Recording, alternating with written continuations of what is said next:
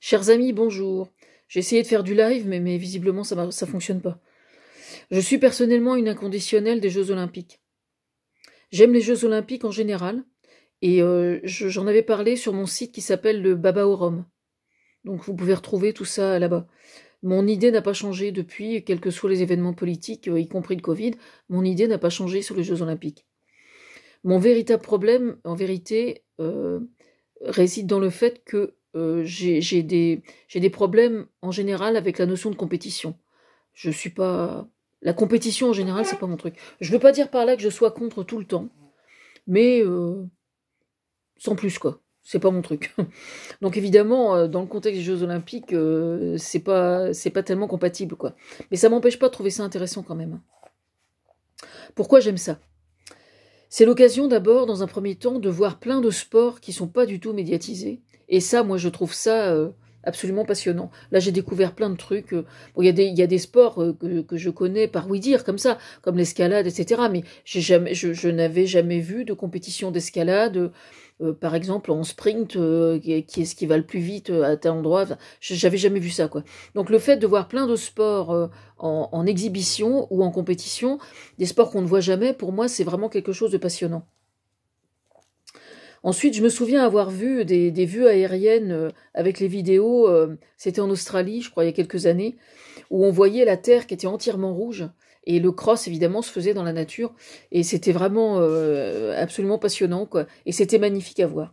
Je me souviens avoir découvert le décathlon, pas le décathlon, le biathlon, le combiné nordique, etc. Enfin, c'est des sports dont on n'entend jamais parler, et donc pendant les sports d'hiver, pendant les JO d'hiver, c'est pareil, on découvre tout le temps plein de trucs, et moi je trouve ça passionnant.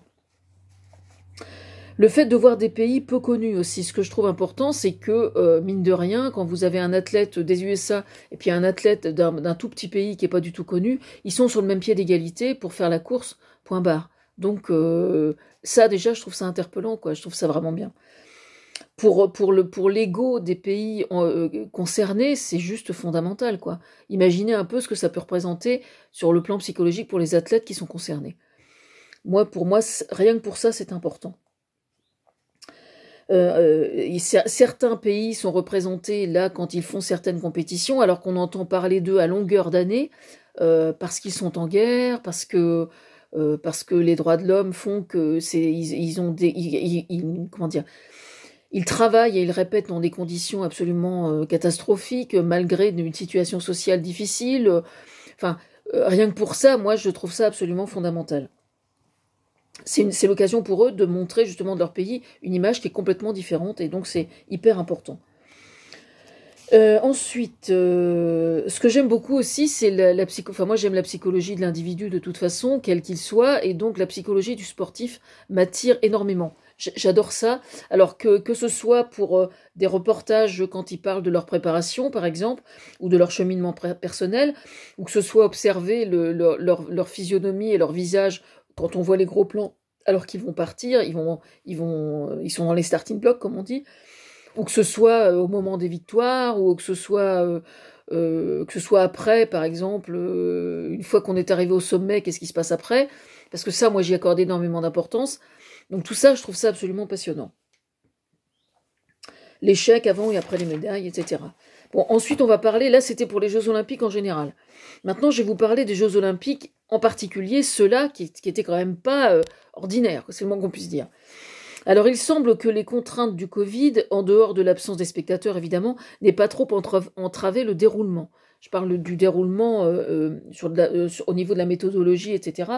Enfin, de l'organisation, j'ai trouvé que ça tournait quand même vachement bien rond, quoi. Enfin, j'ai trouvé que ça fonctionnait vraiment très bien quand même. Donc, je ne sais pas exactement. Alors maintenant, il n'est pas impossible aussi qu'il y ait certains sujets qu'on ait évité de parler de certains sujets pour pas casser un peu la fête, quoi. S'il y a peut-être eu plus de gens qui ont été testés positifs au Covid, par exemple, et qu'on ne l'ait pas su, ou que certaines personnes aient été testées positives à certaines substances et qu'on ne l'ait pas su. Mais à mon avis, on le saura après dans ce cas-là. Mais bon, c'est pas extrêmement grave non plus, hein. L'essentiel, c'est que ce soit pas caché, quoi. Ensuite, oui, j'ai vu un concurrent français hier qui parlait sur un bateau avec sa rame de chaque côté, là, mais je sais plus comment ils appellent cette compétition, mais il en a parlé, et donc c'est intéressant. Ensuite, Un truc important que j'ai préparé mon truc sur un cahier, hein. Un truc important auquel j'ai pensé, c'est bien qu'on n'ait pas été biberonné à l'excès par des reportages pendant des heures et des heures sur le pays organisateur, comme à Pékin en 2008. On nous refilait, mais c'était vraiment une overdose de documentaires qui étaient entièrement manipulés par le gouvernement chinois pour nous dire à quel point la Chine était un beau pays, où on faisait du tai chi. Alors tous les matins, on les voyait en train de faire du tai chi au bord des fleuves, etc. Alors ça, c'était un pays où il fait bon rêver, etc. Où il fait bon... comme ça. Bon, bref, toujours est-il que cette manipulation-là, nous ne l'avons pas eue cette année. Alors, il y a eu quelques reportages quand même. Je vous donnerai des liens d'ailleurs, peut-être sur mon site, je ne sais pas, mais sur France Inter, il y a eu quelques reportages qui étaient tout à fait intéressants. Sur l'ikebana, enfin pas sur l'ikebana, mais sur les jardins japonais. Il y avait un reportage sur les jardins japonais qui était tout à fait intéressant. Je suis pas en train de dire qu'un pays organisateur ne doit pas faire de reportage. Point barre. C'est normal qu'ils saisissent l'occasion des JO pour faire des reportages sur. Le problème, c'est qu'il faut pas que ça tombe dans l'excès. C'est ça le vrai problème, quoi. Quand on tombe dans l'excès, c'est ridicule, quoi. C'est juste de la propagande, en fait, hein. Et là, c'est bidon, quoi. Je veux dire, c'est pas top. Là, on est juste dans la bonne mesure et j'ai trouvé ça bien. Voilà. Ensuite, je n'entre pas dans le détail. Je n'entre pas dans le détail des différents sports, ni dans les récompenses. Comme ça, je me mouille pas parce que j'ai rien noté. Je m'en fous. J'ai profité du truc, du spectacle comme ça, vraiment comme n'importe quel spectateur. Et donc c'est très bien comme ça. J'y ai parfaitement trouvé mon compte. Enfin moi, au bout de 3 heures, quand je regarde un truc à la télé, quel que soit le truc, hein, super intéressant, au bout de 3 heures, faut que j'arrête, hein, parce que je disjoncte. Hein, c'est pas bon, quoi. Pour moi, c'est pas bon. 3 heures devant la télé, même si c'est quelque chose de super, ça fait trop pour moi, donc je coupais en morceaux, quoi. Bon, ensuite, je vais passer directement aux sport co, ce qu'on appelle les sport co, donc tous les sports collectifs. Alors, que je vous explique. J'ai une tendresse tout particulière pour le volleyball, parce que j'en ai fait, moi, quand j'étais adolescente. Quand j'ai pété les plombs à 40 ans, j'ai évidemment travaillé tout ça aussi, et moi, j'aime beaucoup l'athlétisme, notamment. Alors, pourquoi l'athlétisme? Parce que l'athlétisme, c'est un sport individuel, justement. Et comme je suis une ancienne traumatisée sexuelle, en fait, j'ai réalisé pendant ma thérapie que j'ai jamais supporté qu'on me bouscule. Parce que j'avais quelqu'un, quand j'étais en dehors de la pédophilie, quand j'étais à l'école, il y avait quelqu'un qui passait son temps à me filer des coups de poing sur l'épaule. Comme ça, à longueur de journée, comme ça. Tout le temps, tout le temps, tout le temps, tout le temps. J'en ai gardé un truc où je supporte pas qu'on me bouscule. Bon, maintenant, je sais pas comment je réagirais, mais bref, c'est pas grave, c'est un autre problème. Mais à l'époque, quand j'étais adolescente, j'ai choisi, en fait, alors il y avait l'athlétisme où je me sentais bien. Alors là, il y avait effectivement la compétition, mais la compétition servait à me... Enfin, j'ai jamais fait grand-chose, hein, mais le simple fait de le pratiquer chaque semaine et de m'entraîner chaque semaine, ça me faisait du bien, quoi. Et donc, je respectais la notion de compétition, bien évidemment. Mais ensuite, j'ai fait du volleyball. Et là, donc, le volleyball, c'était en dehors du collège, hein. C'était dans un club à Barentin. Et à 40 ans, quand j'ai pété les plombs pendant la thérapie, je me suis rendu compte que j'avais fait du volleyball parce qu'en fait, on est chacun d'un côté du filet et donc on a beaucoup moins de risques de se faire bousculer. Ou si on se fait bousculer, c'est accidentellement par quelqu'un qui est dans votre camp. Alors que quand vous jouez au basket, au foot ou à quelque autre sport dont il serait question, vous pouvez vous faire bousculer par quelqu'un de l'équipe adverse et donc beaucoup plus brutalement. Donc pour me protéger, en fait, j'avais choisi de faire du volleyball. Mais j'ai compris ça à 40 ans, hein, quand même, hein. Bon, c'est pas grave. Ensuite, au-delà du contexte sanitaire qui impose qu'on soit contraint à la distanciation sociale, qui aide à la prise de conscience de l'importance des autres. Oui, le sport co, mais alors ça, je l'ai développé très longuement déjà sur mes forums il y a longtemps, hein. Pour moi, les sports collectifs, c'est quelque chose d'hyper important. Parce que quand vous avez affaire à un enfant, mais même un adulte, hein, qui a un ego un peu surdimensionné et qui a tendance à se la péter tout le temps et à vouloir toujours être mis en avant, etc., et qui est élevé un peu comme un enfant roi, etc., et qui est un peu égocentrique, si vous voulez, le fait de lui faire pratiquer un sport collectif, ça l'impose à respecter des contraintes et des règles où il est obligé de se limiter dans ses compétences propres, mais où le collectif prend le pas sur l'individuel.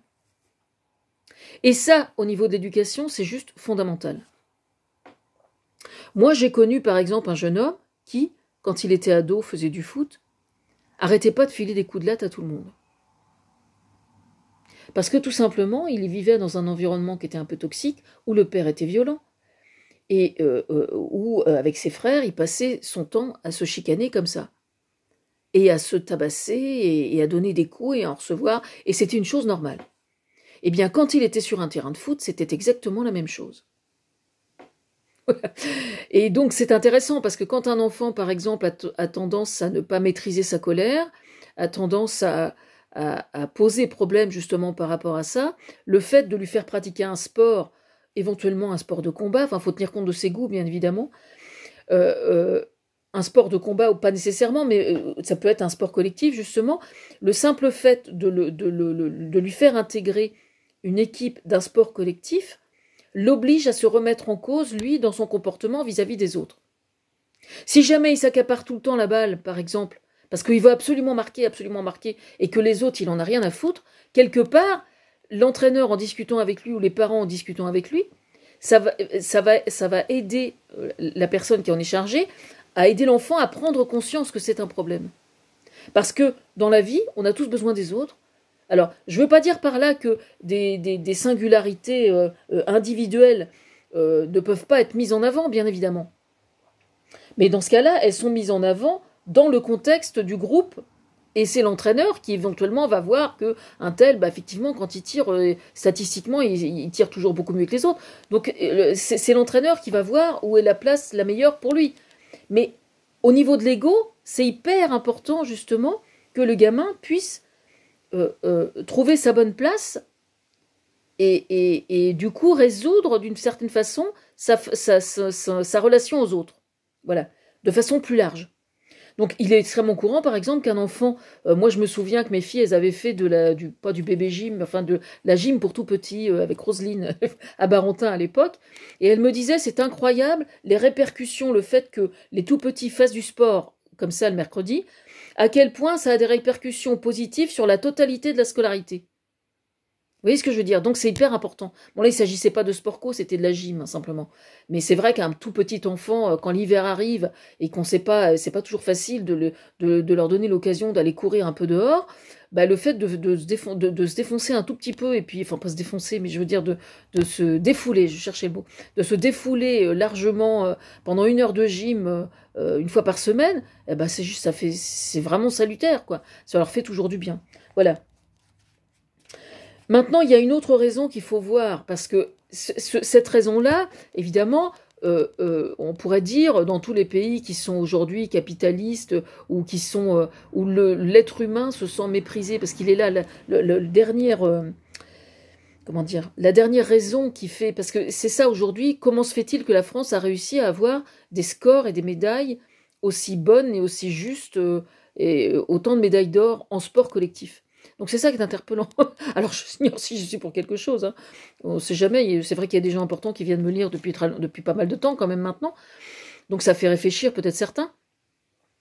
Mais on pourrait dire que cette histoire d'enfant roi, ou d'enfant qui a des égos un peu, ou des problèmes de violence, est-ce que ça justifie à lui seul que le sport co soit la solution, et que ce soit vraiment quelque chose qui soit exploité sur le plan éducatif et sur le plan sociétal? On peut se poser la question, comment se fait-il qu'en France, on ait réussi à faire si bien cette fois-ci? Alors on peut se poser la question. Moi, j'ai une explication personnellement. Je pense qu'il y a des répercussions relativement au Covid, c'est-à-dire que le confinement, on s'est tous retrouvés chez nous comme des couillons, hein, faut quand même bien dire les choses en face, et j'espère que ça ne se reproduira pas. Je l'espère sincèrement. Mais du coup, je pense que certains ont pris, moi la première d'ailleurs, hein, on a davantage pris conscience de l'importance du lien aux autres, et du fait que tout seul, on est juste comme des couillons, quoi, en fait. On a besoin du groupe. Pour exister, on a besoin du groupe. Et je tiens à vous préciser d'ailleurs que quand quelqu'un va extrêmement mal, ou va très mal, et qu'il rencontre un psychologue ou un psychiatre, la première des choses le premier enseignement que prend le psychiatre, c'est de poser la question suivante. Quelle relation vous avez avec vos frères et sœurs, avec votre famille, avec votre groupe d'amis? Est-ce que vous pratiquez un sport? C'est-à-dire qu'il va chercher à savoir si vous êtes intégré à un groupe ou à un autre ou pas. Je veux dire par là que le groupe, c'est un critère de bonne santé mentale. L'interaction entre les humains, c'est un critère de bonne santé mentale. Alors pour quelle raison on a fait mieux? C'est une bonne question, je vous remercie de me l'avoir posée. Il y a l'effet Covid, mais alors certains diront, mais l'effet Covid, pourquoi il ne s'est pas produit dans les autres pays, ou de façon moindre? Eh bien peut-être que justement, il y a eu des réflexions en haut lieu qui se sont... Parce que moi, j'ai travaillé sur le coaching dans le sport aussi, hein, depuis des années, hein, et ce travail a été transmis, hein, que ce soit au niveau olympique ou que ce soit dans le milieu sportif en général. Donc c'est quand même important. Donc tout ce que j'ai écrit et que je vous explique là, je l'ai déjà expliqué. Mais de façon générale, dans une société où l'être humain se sent méprisé, parce qu'on en arrive là aujourd'hui quand même, quand on entend Bruno Le Maire qui dit il y a quelques jours, on est content parce que le chômage diminue chez les jeunes. Il oublie juste de préciser que les contrats à durée déterminée augmentent, eux. Et ça, visiblement, il a complètement oublié. Mais quand quelqu'un est obligé de faire 2 ou 3 jobs, comme aux USA par exemple, pour avoir un salaire à peu près décent, mais 2 ou 3 jobs, il ne peut même pas prétendre avoir une location, parce que le propriétaire foncier, lui, ne va pas s'en contenter. Il veut un contrat en béton. Il veut un contrat à durée indéterminée, lui, et pas un CDD. Alors quand on entend ça, l'être humain se sent méprisé. Donc à partir du moment où l'être humain se sent méprisé, il va chercher à se rassurer. Et du coup, je pense que ça aide à une prise de conscience de la nécessité de cette notion de groupe et de communauté. C'est-à-dire qu'on poursuit un objectif global, là dans le cas présent, il pleut de nouveau, tiens. Là dans le cas présent, gagner le match pour obtenir des médailles éventuellement. Et c'est parce que justement on se bat dans un objectif commun qu'on est plus fort, parce qu'on en a davantage conscience. Alors il y a d'une part le mépris sur le plan sociétal et sur le plan politique, social on va dire, et puis il y a le Covid qui est venu en rajouter une couche. Alors pourquoi il semblerait quand même qu'en France, on ait davantage conscience de ça qu'ailleurs. Alors ce qui me fait dire ça, figurez-vous, c'est que je réfléchissais il y a 2 jours sur une idée reçue qui dit que le français est râleur. Je me demande si je ne vais même pas en faire un bouquin d'ailleurs, parce que c'est interpellant. Alors c'est vrai, oui, le français est râleur et le français fait grève. C'est quand même incroyable. Pour quelle raison fait-on plus grève en France qu'on ne fait grève ailleurs? Eh bien tout simplement parce que le français se fait respecter. Tout simplement. C'est-à-dire que si on le prend pour un con, eh bien figurez-vous qu'il s'en rend compte. Alors là, je ne vous parle pas de la vaccination du Covid, parce que moi je suis pour la vaccination et je suis au regret d'annoncer que je suis aussi pour le pass sanitaire pendant que j'y suis. Voilà. Parce que c'est difficile, le challenge est difficile, hein, c'est-à-dire que le problème c'est que il y a des problèmes qui sont tellement compliqués que la solution qui satisfasse tout le monde, ou la solution idéale, elle n'existe pas. Et ça, il y a beaucoup de gens qui refusent de l'admettre. On en est là aujourd'hui. Voilà. Mais en attendant, si on est râleur, ça veut juste dire en fait qu'on refuse d'être des moutons. Voilà. Alors, de là à prétendre que parce qu'on refuse d'être des moutons, c'est un peu les mêmes ficelles qui servent à faire que au sein d'une équipe de basket ou de hand ou de volleyball, on arrive à obtenir des médailles. Il y a certaines personnes qui diront que c'est peut-être un raccourci, mais moi personnellement je pense que ce sont les mêmes ficelles. Soit on a conscience de la collectivité, soit on n'en a pas conscience. Soit on a conscience de l'équipe de laquelle on fait partie, soit on n'en a pas conscience. Voilà. Moi c'est mon point de vue, enfin personnellement c'est mon point de vue et je le partage en tout cas. Voilà. Ensuite, oui, en fait, donc je vous parle du mépris de l'individu sur le plan social. Par phénomène de balancier, alors, le sport co remet l'église au milieu du village, avec la prise de conscience qu'on est plus fort ensemble que seul. Vous voyez ce que je veux dire? Voilà. Remettre l'église au milieu du village, c'est bon, quelle que soit sa religion.